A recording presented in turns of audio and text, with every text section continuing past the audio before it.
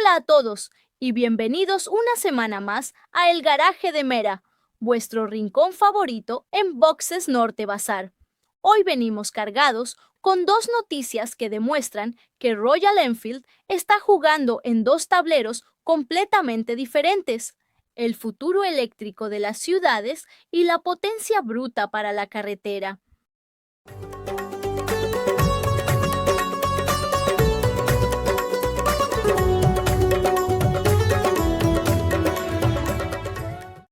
Arrancamos en India, donde ya se ha hecho historia. Las primeras unidades de la Flying Flea C6, la esperadísima primera moto eléctrica de la marca, ya están siendo entregadas a sus dueños.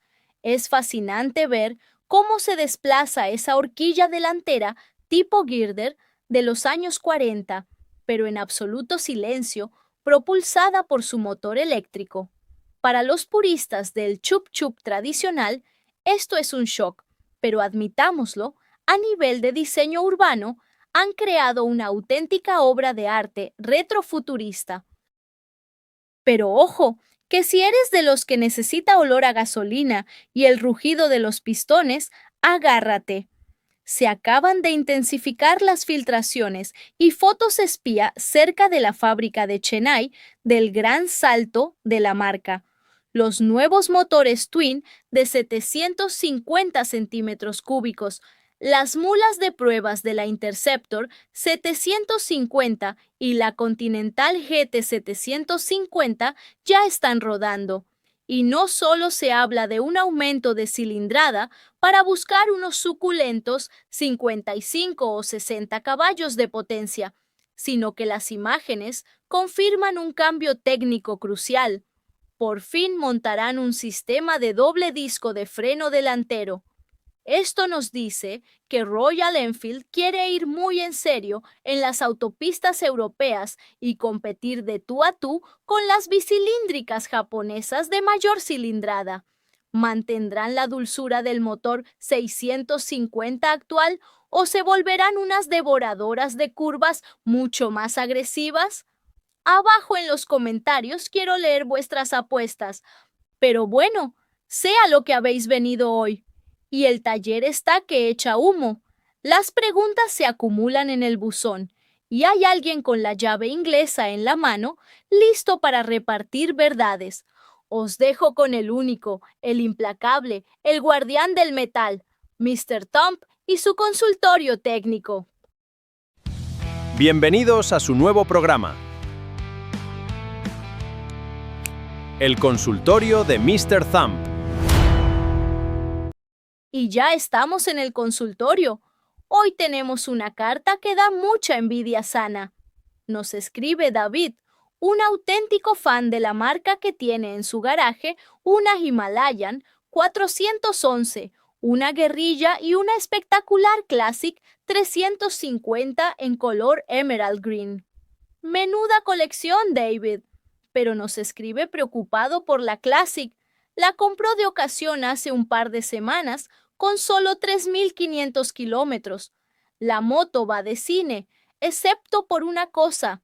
Al accionar el freno delantero, todo el tren de la moto empieza a temblar, y cuanto más fuerte frena, peor es la vibración. David sospecha que el disco está alabeado, es decir, deformado, pero se pregunta, ¿cómo es posible con solo 3.500 kilómetros? ¿Es un fallo común? ¿Mala calidad del componente o mal uso del dueño anterior? Mr. Thump saca la lupa de mecánico, porque David ya tiene asumido que cambiará el disco y las pastillas por unos de la industria auxiliar, pero quiere saber por qué ha pasado. ¿Cuál es tu veredicto? Pedazo de garaje tienes, David. Ahí hay buen gusto. A ver, directo al grano. Tu diagnóstico es de manual de taller. ¿Tienes el disco delantero alabeado o con excentricidad? Pero claro, que pase con 3.500 kilómetros escuece. Te voy a dar los 3 motivos reales por los que esto ocurre, según la experiencia técnica. 1. El calentón del anterior dueño. Es la causa número 1. Hay gente que conduce en ciudad con el vicio de llevar los dedos apoyados en la maneta, haciendo que las pastillas rocen continuamente. El disco coge una temperatura brutal. Y si en ese momento pillas un charco o lavas la moto en caliente, ¡pum! El cambio brusco de temperatura deforma el acero. 2. Pastillas cristalizadas.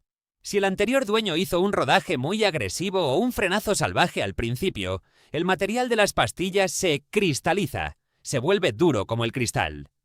Al perder eficacia, no muerde el disco por igual, genera puntos calientes y acaba deformándolo. 3.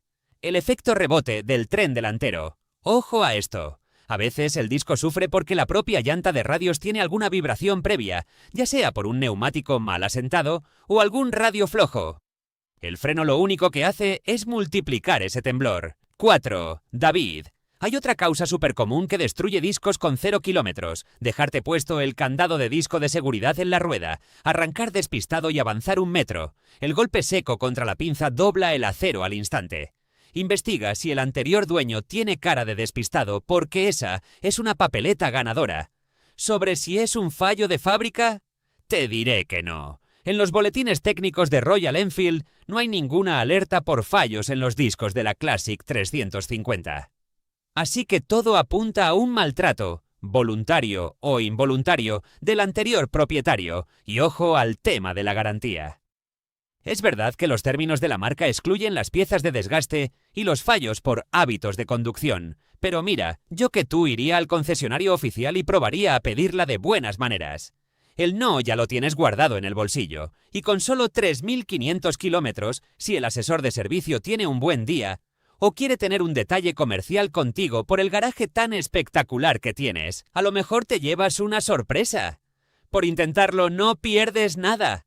Ahora, si te confirman que no entra, entonces sí.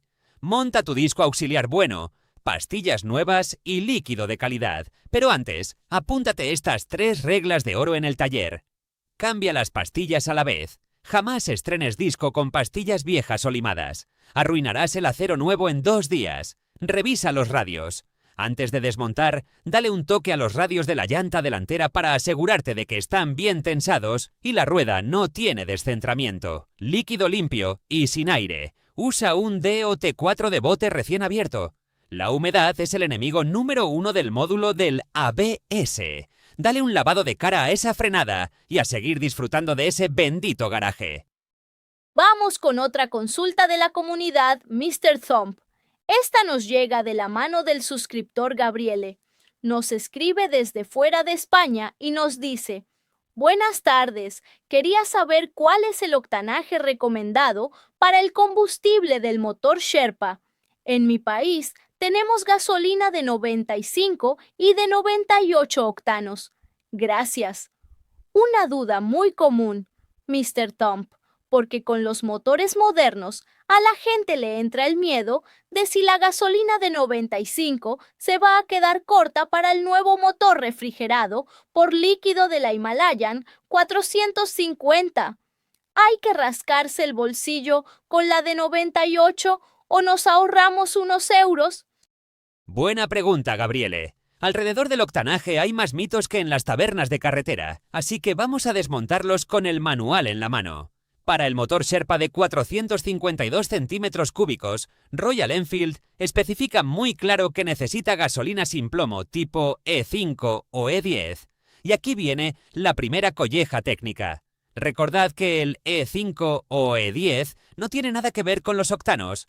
Eso solo indica el porcentaje de etanol que tolera el motor, hasta un 5% o un 10%. Si miramos el octanaje puro, Royal Enfield exige para sus motores modernos un mínimo de 91 octanos. Así que, respondiendo directamente a tu duda, entre lo que tienes en el surtidor de tu país, con la de 95 octanos vas más que sobrado. Es la opción perfecta. La moto va a rendir al 100% y el motor va a ir finísimo porque supera de largo lo que pide el fabricante. ¿Le puedes echar de 98? ¡Claro que sí! Tu motor Sherpa no va a romper por eso, pero te vas a gastar un dinero extra de forma totalmente innecesaria. No vas a ganar más potencia, ni la moto va a correr más, porque el mapa de inyección y la compresión del Sherpa están diseñados para el estándar de 95. Te voy a dar el verdadero consejo de oro de manual para cuidar ese motor.